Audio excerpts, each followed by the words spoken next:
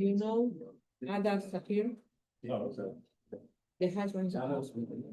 Oh no, what's going on? He had a stroke, but not in the heart. You know, Oh, no. Adam Sakir. Sorry to hear that. Hello, Nina. Nice to see you. I think everybody's in the Thanksgiving mood. All right, let's get busy. So just a brief recap. Anybody wants a copy? We got a few left. Mayim Rabim, the floodwaters of Noach, represent the and as we've discussed, it's not limited to making a living. It's really engagement in the material world, but it's really epitomized by making a living because that's where we spend most of our time. We do take care of our bodies, hygiene, eating, sleeping, but what really consumes the majority of our consciousness is making a living. So that's why the Alter Rebbe specifically focuses on that. King Solomon says, Mayim Rabim la yuchlu chabes ha'ava, that despite the fact that one is engaged so much in the material world, nonetheless, it cannot extinguish the inherent love that we have for God. The Alter Rebbe asked the question why the floodwaters are attributed to Noach. May Noach, they're called the waters of Noach. Why are they called the waters of Noach? When it really wasn't his fault, it was the generation's fault. So the Alter Rebbe says that we're talking about the positive angle on the floodwaters is that these many waters, the many waters of making a living, is actually a positive thing. Why? Because without the challenge of making a living, we don't uncover the inherent love that we have for God.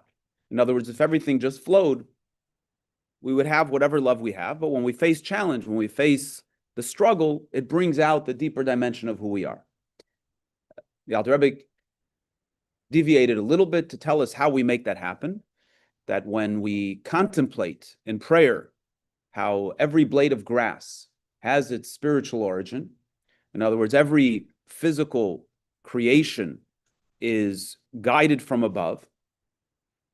That's the physical objects as well as all the physical experiences. When we recognize that the struggle of making a living is all part of the divine plan. So what do?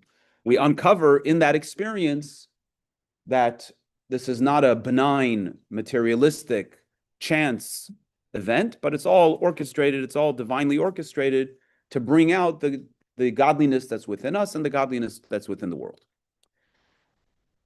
The question on the table is,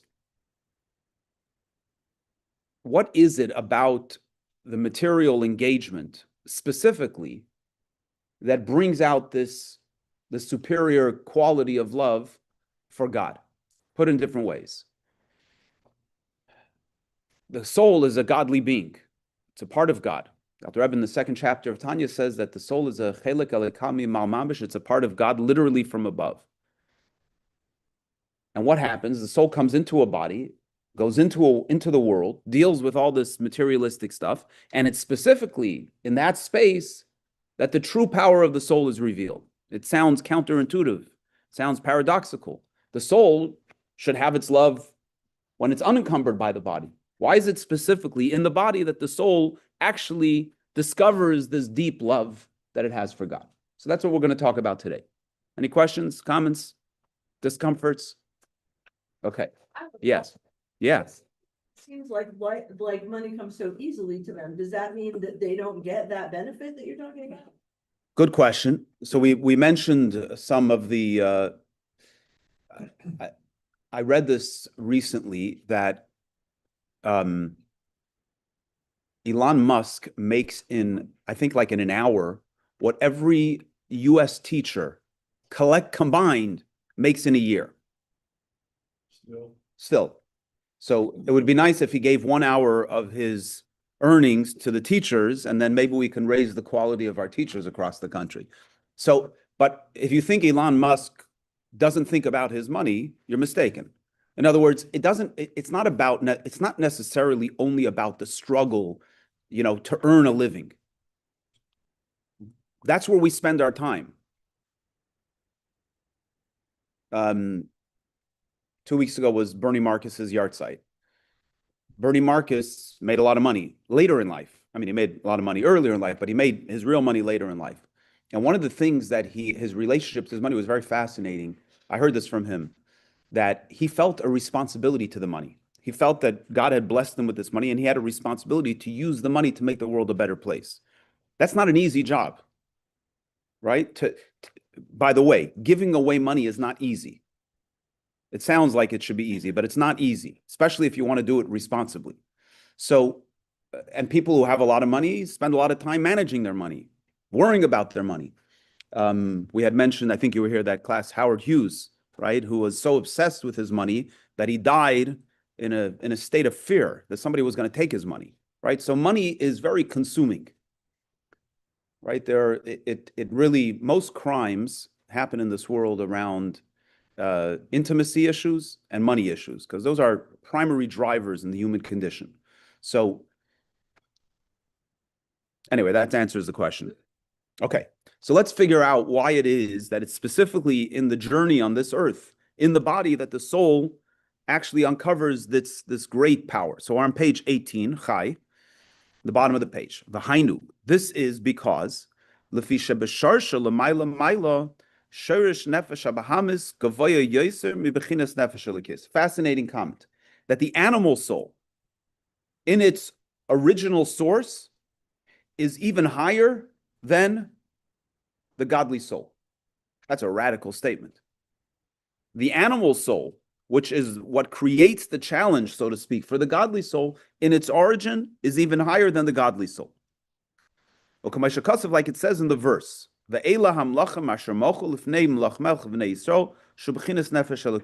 so there's a very interesting short section in the Torah. I don't think it's in this week's Parsha, but it's coming up. At the end of the Torah portion, the Torah has this kind of cryptic story.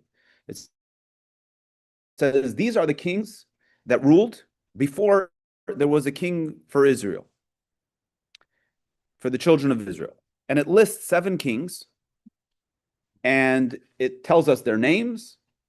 Vayimloich, so-and-so, this person ruled. Vayamas, and he died.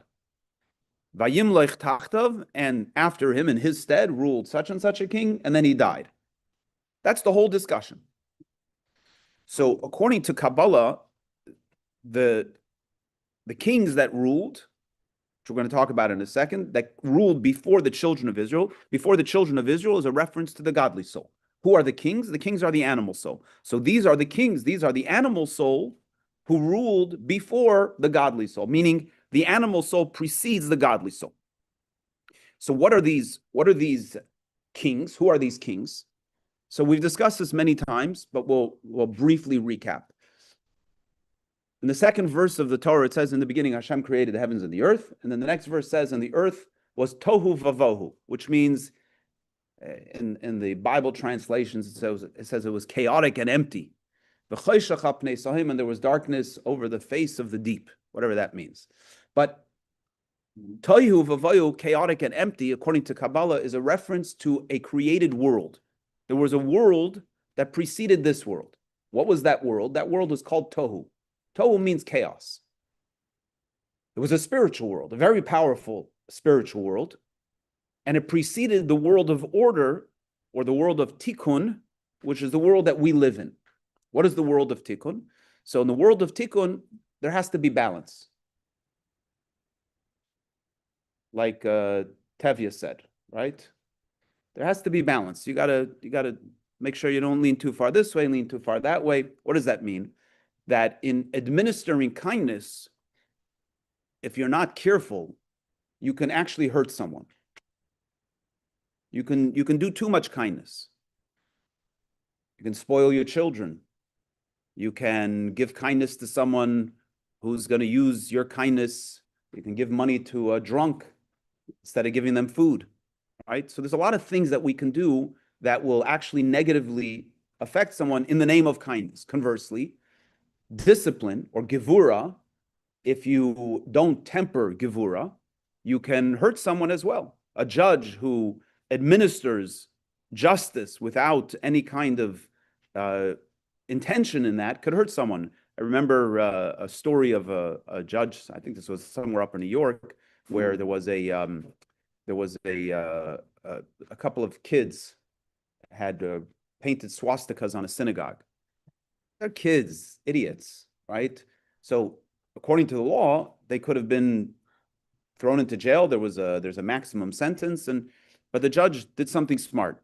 He gave them community service hours, specifically in an old age home for Holocaust survivors, right? It's brilliant. So there's justice there, there's discipline there, but it's tempered with kindness. Alvin, you had a question? No, I wanted to say a comment about kindness, overdue kindness. From a scientific point of view, there was a contribution made by people giving free shoes to a country that had no shoes. The children had no shoes, so they produced these shoes as part of social entrepreneurship. This company was making these, about them. They made these shoes, but it put the shoe manufacturers in that country out of business. So they went into deeper poverty because of the kindness. It caused more poverty. So the intentions were good, but it wasn't thought through. What that I'm sorry to interrupt. No, that's okay. Appreciate that. So that's the nature of this world, the world of tikkun. But let's think about it for a second. What we're basically saying is that kindness as a value is has to be diluted. But isn't kindness a wonderful ideal unto itself? Conversely, the same thing you could say about discipline. Discipline, in order for it to be effective, it needs to be diluted. But isn't discipline as a value unto itself worthwhile? And the answer is yes. However, because we live in a world that requires balance, so therefore it has to be tempered. In Kabbalistic terminology, the energy, let's say, of chesed, or the energy of gevura, we would call that light or flow. Flow needs to have a vessel to receive it. The vessel has to be designed or has to accommodate the flow that goes into it, which is why when you have a drunk who's hungry and you give them money, the vessel is not going to be a good recipient for your kindness. Or a country that needs shoes and you just give them a bunch of free shoes, the vessel is not going to be a good recipient for the kindness that you're administering. So vessels need to be aligned with the light. Good morning. Good morning. In the world that preceded this world of order or this world of balance, in that world, you had the flow or the light in its purest form. It was doomed because what happens is as the flow came from the attribute of chesed, let's say, from the attribute of kindness, it eventually did not have a vessel that was able to receive it. And the vessel, you keep on putting water into a balloon, the balloon is going to explode. So the kindness that was being put into the vessel eventually shattered. Now, another way to explain this is also discussed in the teachings of Hasidus, which may be a little confusing, but we'll use it anyway. It's another explanation. Each attribute felt. Actually, I'll give you a good parallel. Lag BaOmer, right? Lag BaOmer, we commemorate the end of the plague that struck the students of Rabbi Akiva. Rabbi Akiva was the author of the statement, V'ahavta l'reacha kamocha. The Torah says you shall love your neighbor as yourself. He says, Zeh klal gadol b'Torah. This is the all-encompassing rule of the Torah. And the Talmud says that the students of Rabbi Akiva lo nagu kavod zeh b'zeh. They did not treat each other with honor. I says, how could it be? The teacher himself, who taught this statement that his students, and all of them died except for 5 students. It's crazy. How do students who are dedicated, and they were righteous people, they were dedicated to their teacher. So they had a problem with vessels. They had too much light and didn't have the right vessels. How so? So and we find this a lot in the world today. We call it extremism, right? Religious extremism, political extremism, any kind of extremism basically says, listen, I know the right way. You don't know the right way. I'm going to teach you. And I care for you. So I really want you to see the world my way. And until you see the world my way, I'm going to beat it into you, right? That's basically political and religious extremism. But that's not true love. That's self-love. So what happens? You burn a lot of bridges. You chase a lot of people away. Unfortunately, a lot of people get killed in this kind of process as well, right? But in the name of love, authentic love, I love you so much that I want you to see it my way. I think they call that codependency. But that's what was going on in the world that preceded the world of order. The light was so great that it didn't have space for anything else. And eventually, the vessels that were intended to contain this light shattered. And when they shattered, these sparks fell into this world.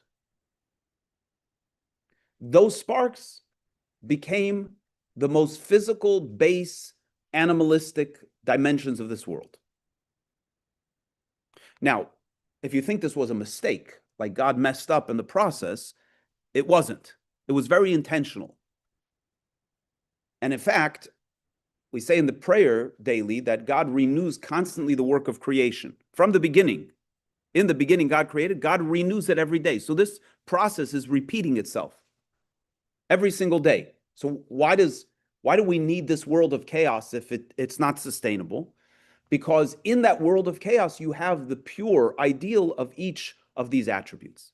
In other words, chesed lives in its purest state in this world of tohu. But because God's intention in creation was not this earth, which is a world of balance, so therefore that world was not sustainable. And it's specifically in this world where we're able to create this balance. Yes? Did the world have any physical aspect or spiritual? Strictly spiritual. Strictly spiritual.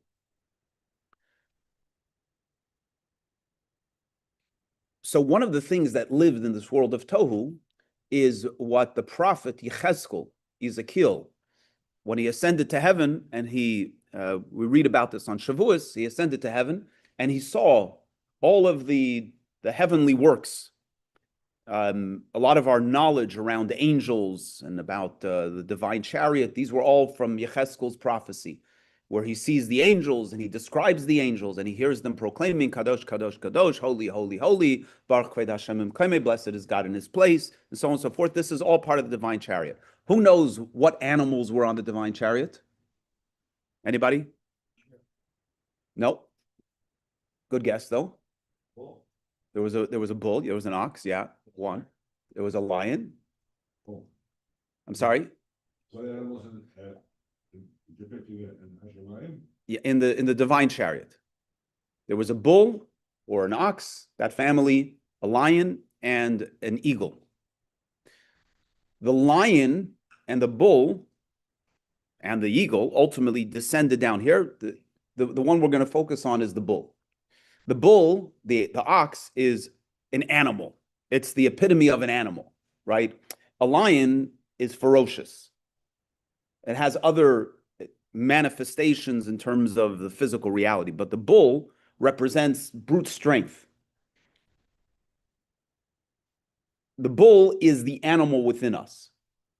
Now, not everybody has a bull inside of them. Some people have a puppy. Some people have a deer, a sheep, a lamb, right? There's parenthetically, we read about the mitzvah to return lost objects. And the Torah says, al chamor, al shor, al chamor, al seh, on a donkey, an ox, and on a sheep, and on a garment. There's 4 examples of things that we're obligated to return.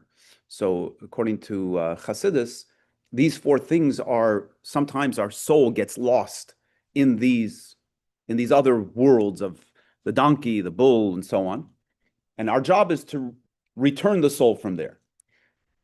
The Torah gives us classic examples of 4 categories of different types of animals, so to speak, right? You can have a donkey. What's the quality of a donkey? Stubborn. Donkeys are stubborn, right? There's a stubbornness there. It also says that a donkey, even in the height of the Tammuz equinox, even in the height of summer, it's cold, right? So some people, everybody could be excited and they're the cold one. They're constantly throwing cold water on the situation, or they're stubborn. A bull is a beast, right? It has brute strength. A sheep is actually a really dangerous lost object, because the sheep is like a lamb. It does whatever you tell it to. You can't tell if it's on fire or not. It just, yeah, sure, whatever you want me to do, I'll do. You want me to be religious, I'll be religious. You want me not to be, whatever, wherever the wind is blowing. Anyway, so bring it back here. So the ox or the bull in the divine chariot, which comes from this world of chaos, when it descends down here, is the animal drive. So now we understand that the animal drive actually has a very high origin. So it's not this monster that's trying to torment us. It's a force that's trying to bring something out within us. And what happens when you take an ox and you put a yoke on it? You can plow a field. You can do all kinds of powerful things. The soul without the body doesn't have this power. It could be a wonderful spirit. It's a wonderful part of God. But without the body, it can't do anything. Think about it. Every single one of the 613 commandments has a physical manifestation. You can't even love God without your heart, your physical heart. You can't make a blessing without a physical cup of coffee.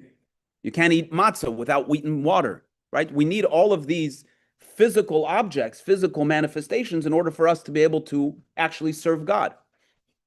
So all of that physical stuff, all of that physical manifestation comes from this very high origin.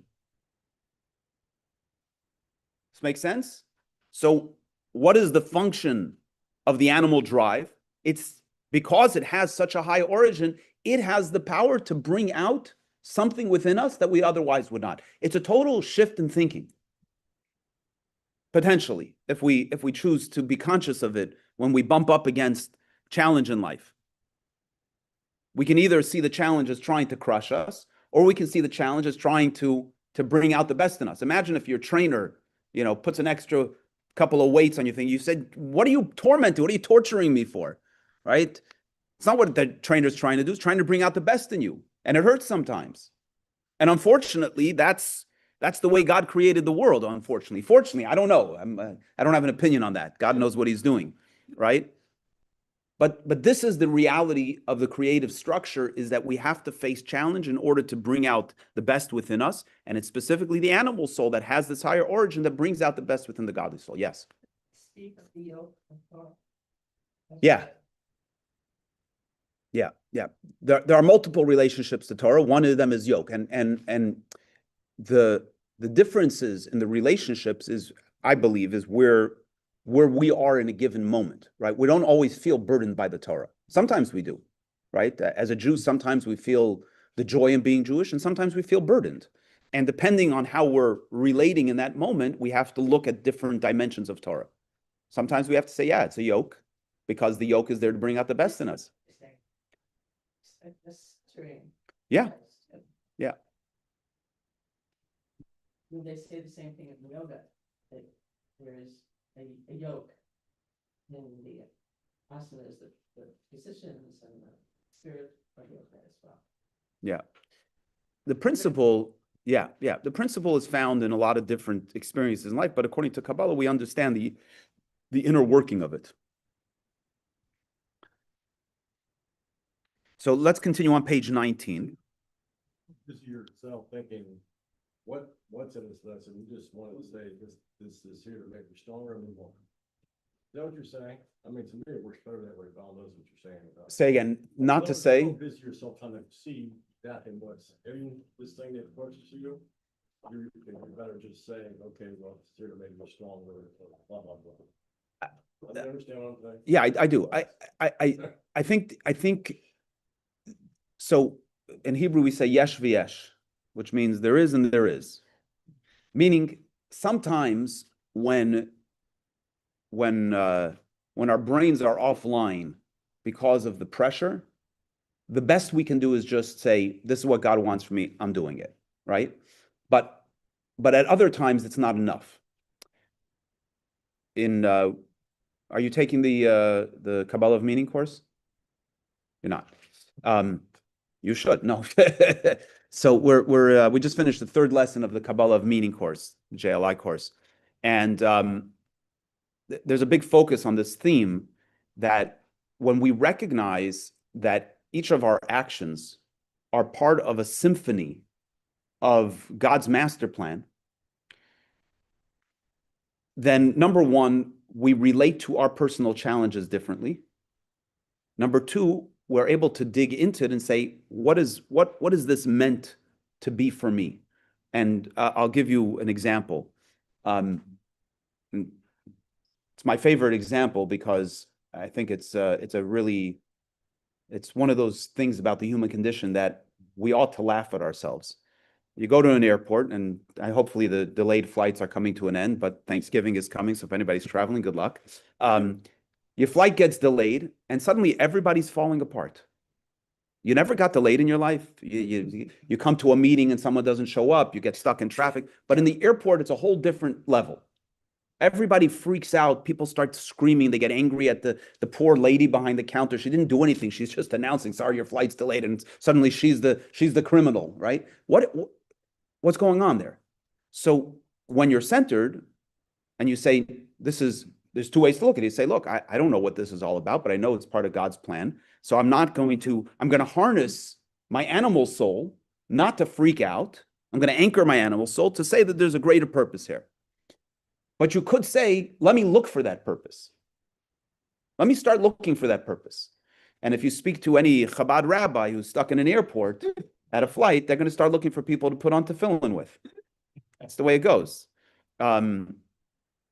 Sometimes we get to see where the dots connect, but I think the most important thing is, there are those that definitely will argue with me on this, but our work, if the animal soul's origin is in this high place, so it's actually the work with the animal soul itself that is the purpose. In other words, when we're able to respond to a crisis, to a challenge, and if all we do is pause and say, my body is reacting to what's going on here in a negative way, and I need to know that in this experience is the highest expression of the divine. If you can do that, mission accomplished. Mission accomplished. Because what you've done is you've taken the concealment of godliness and you said, oh, I see you. I see exactly what's going on here. Now, when you're able to then say, okay, now let me take a positive action, that's great. When you're able to look back and say, oh, I see why my flight needed to get delayed or whatever, that's wonderful. We don't always get to see that. We don't always get to see the purpose. Even if you start looking for people to put on tefillin, you may not find anyone, right? That's the way it goes. But if you're looking, sometimes you'll see the purpose and sometimes not. But that's a sidebar. That's kind of God's reward, that because you anchored yourself and you said, I'm going to make purpose out of this, sometimes you're actually able to see the purpose in it. But if you're able to stay centered within yourself, that is the purpose. Yeah, please. In my world, we say, in the struggle is the growth. No struggle, no growth. So when we are coasting, everything looks fantastic, and sometimes we coast. But all of a sudden, something happens, and it's a struggle. And in that struggle is the opportunity to see the godliness. The problem is that sometimes we are so much in it. Right. That it's hard to see that, like I had a fight with somebody in my family, and at night I was crying and I was thinking, I know there is a purpose for this, but it really hurts. Yeah. So in the moment, it's yucky. Yeah. Like you don't want to have it. But from there, we grew the relationship. So, we figured out what was the problem and we talked to each other. So that's a growth. the growth of the relationship, the growth for me to see how what I was saying or I did or whatever was not, I was wounding the other person. So, that's the growth. Yeah. And that's the godliness that you talk about. Yeah, beautiful. I want to add one other point because I think this is really important. We mess up a lot. And when we mess up, then we become, I was just listening to a song on the way over here where the singer is talking about the Yetzer Hara, the evil inclination that's trying to bring us down. And it says, all you want to do is get me to do the bad thing and then make me feel bad about having done the bad thing, which then perpetuates doing more bad things. So even in the mistakes that we make, when we mess up, like we have all this knowledge, don't think you're going to walk out of here and you've got this mastered. It doesn't work that way. We can work towards a place of excellence, but we're not going to walk out of here with perfection. We'll never get to a place of perfection. Only God is perfect. So I guarantee you, if I'm a betting man, that between now and 120, you're going to mess up a couple of times. Very likely. How do we relate to when we mess up? That's also part of the divine plan. And if we can pause even within that, we also are mastering the process. In other words, when we mess up, instead of going to a place of shame, if we're able to say, whoa, this whole animal soul that God gave me with its particulars, because I got a different animal soul than you do, this animal soul that God gave me, this is the one that is challenging me to navigate this mistake that I made. Can I say one thing? So, if you like soccer, this is Messi. Messi is number 10 everywhere. He's in Inter Miami now. He's always 10. Around the world, he's the best in the world right now in soccer. His name is Messi. He's messy. And I always say that from 1 to 10, life is a 10. But life, for me, I'm a fan, is Messi. Nice. Very good. Very good. Okay, we get the point? Good. Page 19. The animal soul, despite the fact that it has this very high origin, through the shattering of the vessels of the world of Tohu, as we've mentioned, the animal soul descended very low, like it says, and these kings reigned and they died, meaning they shattered. How many times does it say kings? Who remembers how many kings I said before? 7. There are 7 emotional characteristics. That's where the dominant shattering takes place, is within the emotional characteristics. But in their origin, they are exceedingly higher than the godly soul. And therefore,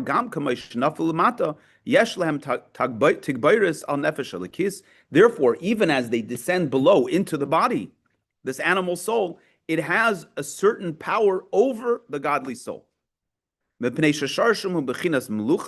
Because their origin comes from the spiritual attribute of malchus, or melucha, of royalty, of kingship, which is the level of exaltedness. Let me explain what that means. The capacity for us to have a self-consciousness comes from the fact that our origin is exalted from us. In other words, if our origin was in our consciousness, if it was not exalted, we wouldn't have a self-consciousness. Simple as that. If you're an angel, you are in a consciousness of the divine presence, so therefore you're a robot. You're a spiritual robot doing exactly what you're programmed to do. Because down here, the divine energy is exalted, so therefore we have a self-consciousness, and therefore we have free choice. Exalted means? Exalted means uplifted. So this quality of exaltedness, this quality of being lifted up, the other side of that coin is ego or arrogance, right? So these divine energies, remember the story of Rabbi Akiva's students, that's an abundance of light, where they say, my way or the highway. I got the right path. That's the animal soul as it descends into the body, is our ego. So the ego is an extremely powerful tool or energy, not tool. It is a strong tool, but in our body, in our experience, the godly soul is overpowered by the ego. That's why it's such a struggle, because the godly soul only wants to do what God wants, but it's competing with a force that's so powerful, which in this earth shows up as ego, but in heaven it shows up as these very powerful divine lights, and therefore it's a real struggle. Is that kind of when you're thinking about like internal struggle, when you're like, okay, I'm gonna go do this thing, and then your internal body is like, no, don't do that because it's whatever, not kosher, or it's not a good thing to do. Like, is that the animal soul and the godly soul kind of internally? For the most part, part of the struggle. So first of all, yes, but part of the struggle is actually the animal soul is very wise, and it knows how it's in Yiddish, in Hasidic circles, it's actually called the klugener, which means the smart one. Could also mean the sly one, because sometimes we can cloak our self-interest in the name of something very idealistic, right? So that's all part of self-discovery, is trying to figure out, okay, where is this really coming from? Is this just feeding my ego, or is this really altruistic? Yes. I just want to talk about the definition again, also by what you were saying, and also the spiritual, having mastery over the animals, the spiritual aspect of the divine. Of course, everything is divine. Having a spiritual aspect, having mastery over the lower or the physical realm, where this particular guru lived with cobras, poisonous. He lived with them in his house, and then he left the house, and three thieves came into his house, and the cobras bit them, but he wouldn't bit the enlightened guru, because he was in tune with the higher. The same thing with Daniel in the lion's den. The lions have the animal soul, but they would not eat that. Well, these are concepts. And I also personally had situations where I walked into a yard of very vicious dogs, and Hashem, or for whatever reason, pushed them against the wall at night until I shut the door. Then they went to go back into the animal state. So I know and had experience. Somehow, I don't know if it was me. I was not being the master. I was Hashem protecting me from harm. But I say sometimes the interference of the higher spiritual force over the animal soul. Yeah. So I don't know whether this fits. I think it's all along the same theme. In other words, when I say we won't achieve perfection, but we can achieve excellence. It's about becoming more conscious within ourselves of the true essence of who we are and the true purpose of the challenge. Now, I don't want to go down a rabbit hole now, but part of the animal soul's experience is also neuro pathways that are created in childhood.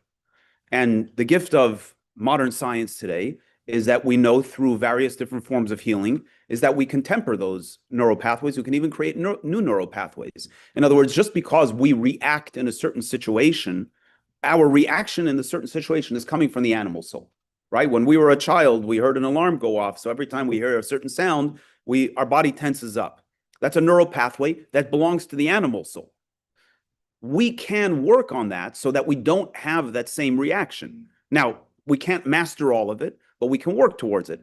And this is I think a really important point in the world we live in. Healing has become an objective unto itself.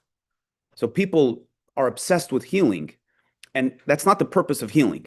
The purpose of healing is to live, right? So when we could understand this mechanism, then our healing is in order for us to live, to lower the temperature on the intensity of the animal soul, which, by the way, is most effective when we increase the frequency of the godly soul. the more I've said this many times, we're sitting in Jeff's place, people in recovery have a spiritual practice. And people in recovery will tell you is that they have to do their spiritual practice every day. What does the spiritual practice do for them? It keeps them aligned, right? Whether it's meditation, helping another person, journaling, keeps people aligned. And Judaism also has a spiritual practice. We pray every morning. We say the Shema before we go to sleep. You give tzedakah every day. You do a little Torah study. What does that do for us? It reminds us what we're really all about, so that when we go into the world doesn't dominate us. Even if it's challenging, we keep ourselves centered and say, okay, this is a moment. I'm called to do something higher here. I'm called to see beneath the facade, to see the godly purpose in it, and that is very empowering.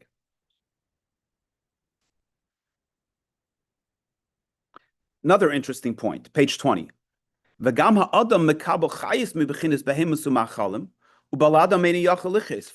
point, that the human requires animals and other food without which we wouldn't survive. What is that about? The angels don't need to eat people to survive, but people need to eat higher forces or seemingly lower forces, but we need that in order to survive. Why? Because in their origin of origins, they are higher than the souls. There's a beautiful discourse in the Alter Rebbe. In the Torah, it says that not by bread alone does man live, but by that which comes out of God's mouth. So the Alter Rebbe explains that the Baal Shem Tov teaches that there are 10 utterances with which God created the world. God said, let there be light. God said, let there be a firmament. God said, let the earth, produce vegetation and so on. The word of God that he uttered to bring these things into being is continuous. And that lives within the food. So it's not the bread that sustains us, it's the word of God that's within the bread. So when we eat the bread, which seemingly is a lower life form, we are accessing the divine energy that originates in the world of Tohu that precedes even the godly soul. It's fascinating. Yes. Looking at that first paragraph about man eating animals, but not vice versa. Correct. English, very good. In that. You know what? I translated it incorrectly. I translated it as malachim and it's maichalim. I'm sorry. I messed that up. Even if the point is correct, I did not translate it correctly. But go ahead. Yes, thank you. Thank you for pointing that out. It's a true point, but that's not what he says. But you're right. So the point that he says here is that the food does not need the person. Now, it does need the person to cause it to grow in general, even though there are plenty of foods that grow without people. But the essential point is that food doesn't need to eat people, right? Because the food is ultimately higher than people in its origin. So it doesn't need people doesn't need to consume of the quality of the human in order to sustain itself. Third paragraph, and therefore, this is the punchline. Through the descent and the enclothing of the godly soul, in the animal soul, specifically, intentionally, to be occupied with the burdens and the thoughts, the machinations of making a living, specifically in material matters, Mayim, Rabim, which are the many waters of which we spoke earlier. So one can reach the place of love that's spoken about in the Shema, to love Hashem your God with all your might, meaning the totality of the person, all the power within the person. This infinite, this limitless capacity to love God can be expressed specifically through our engagement with the material world, kanal, as mentioned above, which is an exceedingly high level, than it was prior to coming into the body, where there it only enjoyed the radiance of the divine presence, but not the divine presence itself. I think this is something that we need to meditate on. I don't mean like go on a mountaintop and spend an hour meditating, but I think we need to process this. It's a really powerful idea, but we need to bring it into our consciousness. We need to bring it into our experience, because it's very real. It's a very real experience. I don't know if anybody here read Hostage by Ali Sharabi, a new book that just came out. It's a fascinating story. I mean, besides just giving us an insight into that dark world, but the fascinating story of the human condition, and a person who looked for hope, looked for meaning, looked for responsibility throughout his time in captivity. And it literally helped him survive. It helped his body survive. We don't need to be in such a dark place to feel this, right? You can experience this in relationships, in marriage, relationships with children. We can experience this in our inner struggle when you're struggling whether to eat the piece of cake or not. I don't mean to be trivial, but even when it comes to a decision, should I eat this piece of cake or not? What's going on inside of you? What's the struggle? What's the dilemma? Where's the tension coming from? What's the purpose of this struggle? And life is filled with this. There's a million decisions that we make a day that live in this tension. Maybe not a million, but endless decisions that we make in a given day that live in this tension. And when we deepen what it is that we're struggling with, it becomes extremely liberating to live on a much different dimension. Furthermore, if we think about the body, right, this thing, there's a fantastic meditation. There's a fellow named Yaakov Kirsch. He does meditations. I'm trying to get him. He lives in Israel. I'm trying to get him to come to Atlanta. There's one meditation I listen to over and over again whenever I'm feeling a little misaligned, because he basically describes that. He helps explain in this meditation what the body is and what is our consciousness, right? Our consciousness is what gives the body its reality. But what is the real consciousness? We give so much credence to the body because of our consciousness, and we make that the most real thing, but the body is just a container for a true reality. And the true reality is the reality of the soul.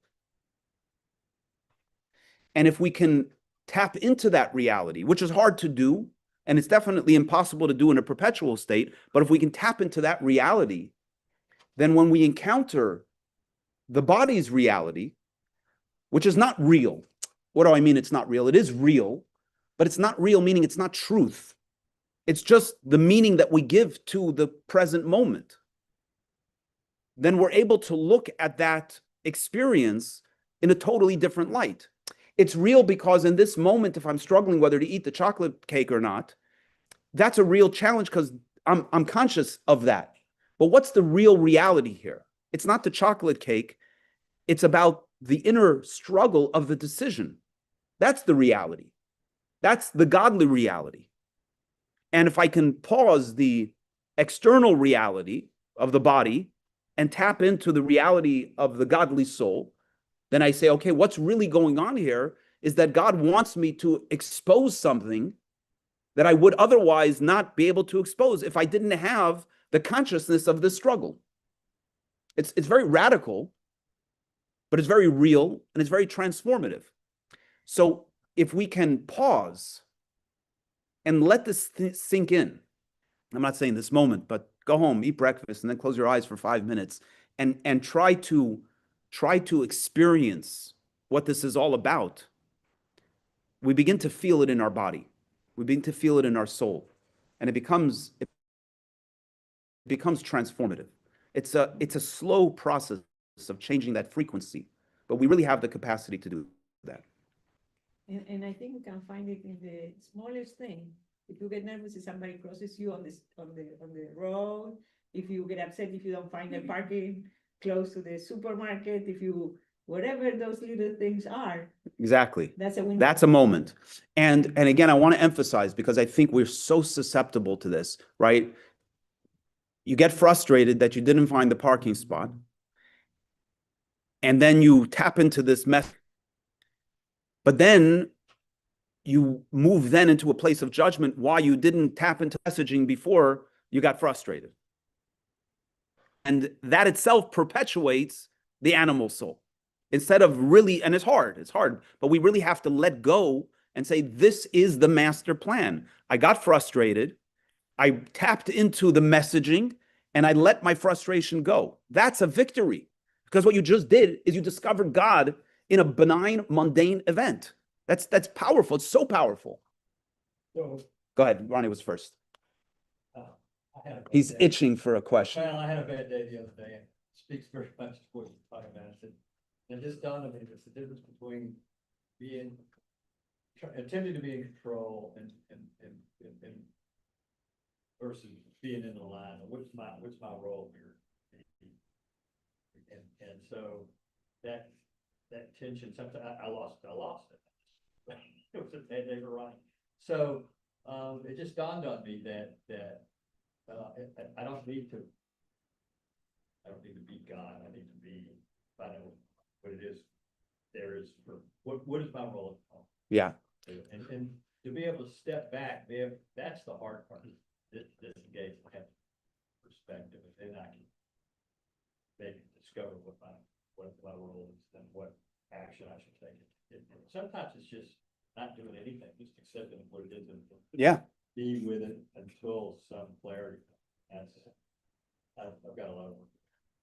Don't we all? There's a form of therapy I've spoken about before called IFS, Internal Family Systems, which doesn't mean your wife and your children, but your internal family. And there's a principle there called unblending, which is that, so the first thing is differentiation, and then is unblending.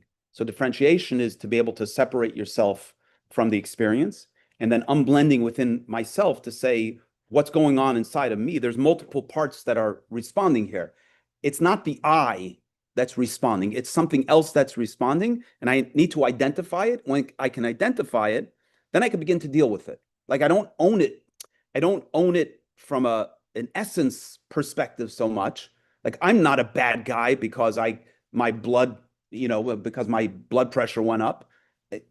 There's a part of me that's an animal that has an experience, and that part of me is responding to the circumstance. Okay, now I see it. Now I can deal with it.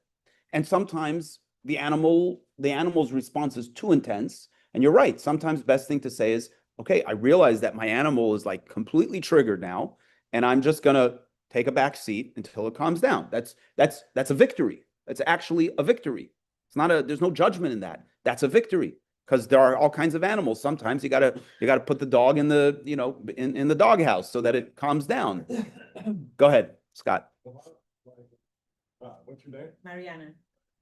She was saying like the example with the parking spot, So are you saying that you just say, well, this is just not meant to be and move on, that's it? Is that what you're saying? In other words, No. okay, so what are you saying? So you don't get the spot that you want. What I'm saying is that So then, the fact that you react to not finding a spot close by means something within you. It means that you have a need.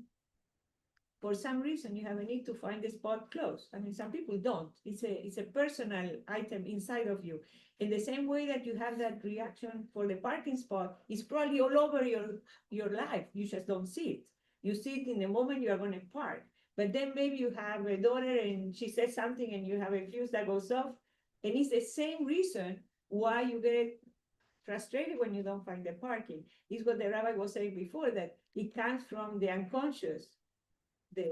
Imagine someone else in that same situation. Just imagine someone, you may actually know such a person who might be working on that parking spot, and somebody comes in and takes it, and they're just calm about it.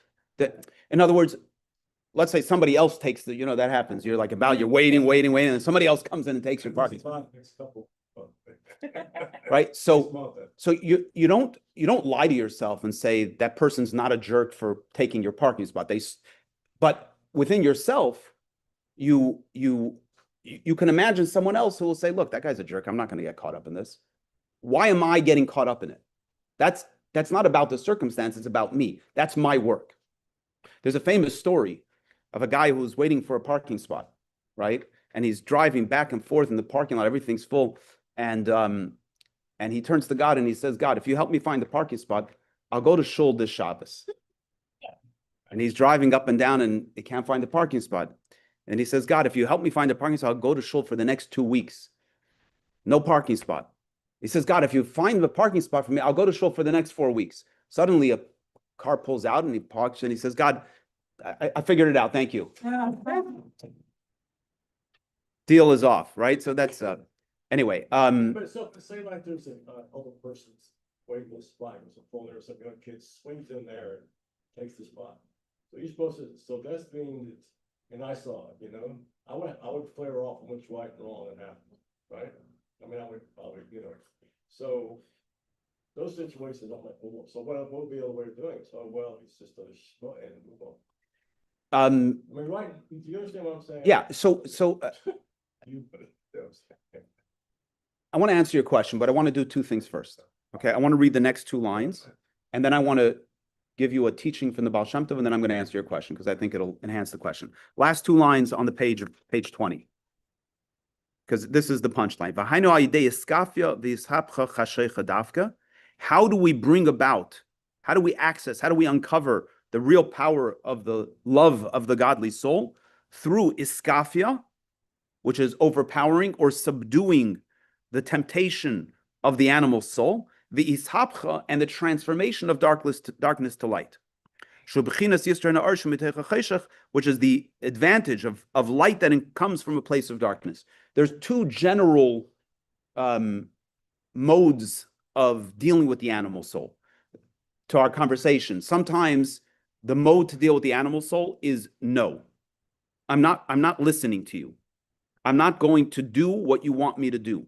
I'm not going to react the way you want me to react. That's one mode. The other is, I'm going to do this thing, but I'm going to do it intentionally. I'm not just going to eat that food because I'm driven by an animal drive, but I'm going to eat that food with intention to serve God. I'm experiencing this challenge at work. I'm going to look at that challenge as a divine opportunity to bring out some positive thing here. So these are 2 modes in how we, in either circumstance, we access the godly soul. Give me a minute. So the teaching of the Baal Shem Tov is as follows, that the Baal Shem Tov says a very fascinating thing. He says a fault that you see in another is your own, you're looking in a mirror. Now the question is, why is that? The Rebbe asked this question, why isn't, maybe God showed you someone else's fault so you can help fix them. So the Rebbe says like this beautiful teaching. He says, if you see a fault in another person and you see it from a place of judgment, God would never show you someone else's shortcoming for a negative purpose. So if you see judgment, you're looking at yourself. Now that doesn't mean that you can't find yourself in a circumstance where you see a fault in another person and without judgment, you make an effort to help them. A beautiful teaching that I read on yesterday's Parsha. It says, the beginning of the Parsha, it says that Yitzchak and Rivka were married and they didn't have children. And the Torah says that Yitzchak, Vayetar Yitzchak l'noichach ishtoi, that Yitzchak prayed opposite his wife. But the word for prayer is a very unusual word for prayer. Usually we use the word tefillah, v'yispalel, right? That he prayed. Here the expression vayetar means, it's a different type of expression. Literally it means he pleaded. But the word in Hebrew, etar, is also a spade. What's the idea of a spade? If you're a gardener, you put a spade in the ground and you turn the earth over. Oftentimes, in any circumstance, what activates us is the perspective that we have on that situation. In most most probably be most expressed in marriage, but it could be wherever your intensity might be. In other words, I have a certain perspective about this other person. Therefore, everything that I think about them comes from perspective. What did Yitzchak do? And it prevents birth, literally, but also figuratively. It prevents growth. The relationship cannot grow because the relationship is stuck in a certain box. But that box is created by your own perspective. It doesn't mean that it's not true. To your point, it doesn't mean that the circumstance is not true, meaning that the person is a jerk for taking the parking spot. But you don't know the whole story. And you've already defined the story based on your box, based on your perspective. If you can turn the spade over, if you can turn over the circumstance, change your perspective, and that's what the Torah says, the Yitzchak changed his perspective vis-a-vis Rivka, and then they had a child. So imagine this circumstance. You see this young kid comes in and cuts the old person who's waiting for the spot and takes the parking spot. So your immediate response is, this guy's a jerk. His parents must be obnoxious human beings. They raised a monster of a child. And you want to get out there and you want to say, you idiot, don't you have any respect for your elders? Perhaps if you were calm, not you, but one, and shifts their perspective and says, maybe he didn't see. Let's start with that. And it's maybe I make another story. His grandfather is in the hospital, and the last thing he wants to do is eat strawberries. So he's parking right away because his grandfather is dying, and it's his last wish to eat strawberries. So he's running to the store to buy the strawberries. Beautiful. So, but the point is that whatever you have to the story yourself. You have to shift your perspective, right? And then you can approach the situation with curiosity. Instead of with judgment, you approach it with curiosity. And by the way, the whole thing will flow much better. Why? Because if you go to the guy and you say, did you notice that there was an elderly person that was trying to get into, or there was another person, doesn't have to be elderly, another person trying to get into that spot. And let's say the kid tells you, yeah, I could care less, right? Okay, so now, first of all, what are you going to tell the kid? He's a jerk. He knows he's a jerk. He actually just told you he's a jerk. So don't waste your breath on him, right? But or he might say, I did see that, but my grandfather needs strawberries, whatever, or whatever other story.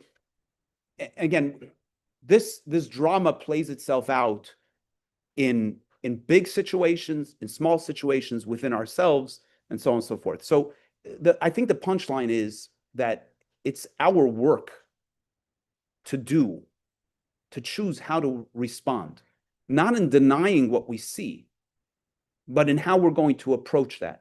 And if we can approach that with the puppy on a leash, calm, because we know that in this experience, there's opportunity for some profound divine experience, everything shifts. Yes.